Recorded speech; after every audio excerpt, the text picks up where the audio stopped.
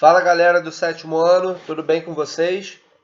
Bom, esse vídeo aqui é o nosso último vídeo, a nossa última aula antes da nossa avaliação do terceiro bimestre.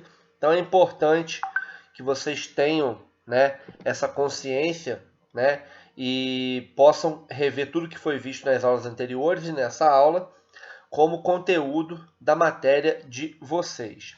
E na aula de hoje a gente vai falar um pouquinho sobre física quântica, A gente vai poder estudar um pouquinho o que a física quântica aborda, o que ela tem de importante para o nosso dia a dia, E por fim, a gente falar um pouquinho de uma experiência, do chamado gato de Schrödinger, tá? Abram a apostila de vocês aí na página 34 para vocês poderem acompanhar, tá? Então, é o seguinte, o que ele começa falando aqui, ó? Nas últimas décadas, a física quântica vem ganhando cada vez mais força. Diversos materiais e técnicas inovadoras, como a produção de energia elétrica por meio do efeito fotovoltaico e o surgimento dos painéis de LED, são decorrentes do estudo de uma ampla variedade de fenômenos quânticos. Então, a física quântica ela tem essa característica muito voltada para a parte da ótica, e esses painéis são fundamentais, esses painéis de LED, essas televisões de LED são utilizadas a partir de princípios quânticos, tá? O mundo quântico é o mundo que a gente não enxerga, tá? É um mundo microscópico, São corpos minúsculos e que fazem com que a gente possa precisar trabalhar com escalas muito pequenas, Então ele fala, nas escalas subatômicas, as leis da física funcionam não de forma não determinística, ou seja, as coisas podem ou não acontecer. A gente vai trabalhar com probabilidade. A chance disso acontecer pode ou não ter, tá?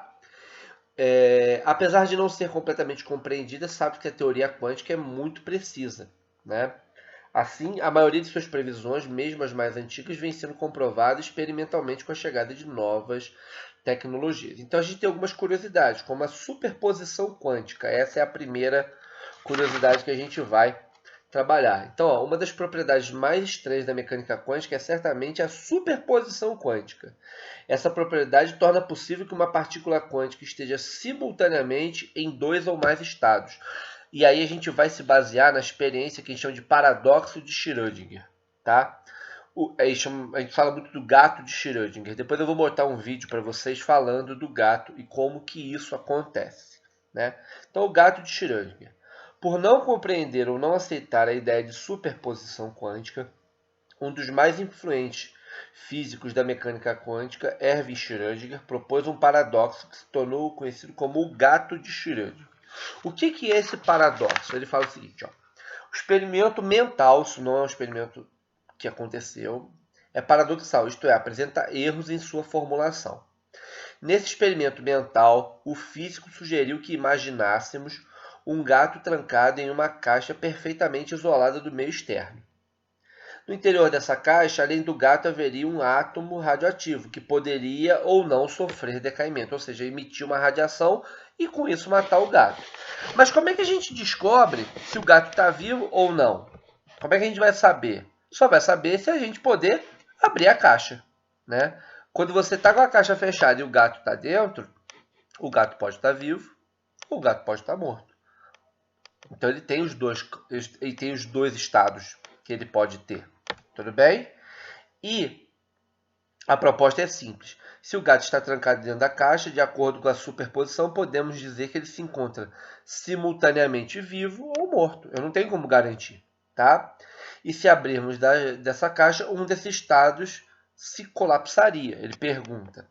Essa situação, no entanto, apresenta alguns erros conceituais e não atende aos pretextos da superposição quântica. Mas ele tenta mostrar, que esse experimento faz com que a gente tenha o quê? Ele está vivo, ele está morto, eu não sei qual é o estado que ele está. Mas a gente só consegue ver se a gente medir. Então, se a gente mede, a gente tem a possibilidade de entender, tá?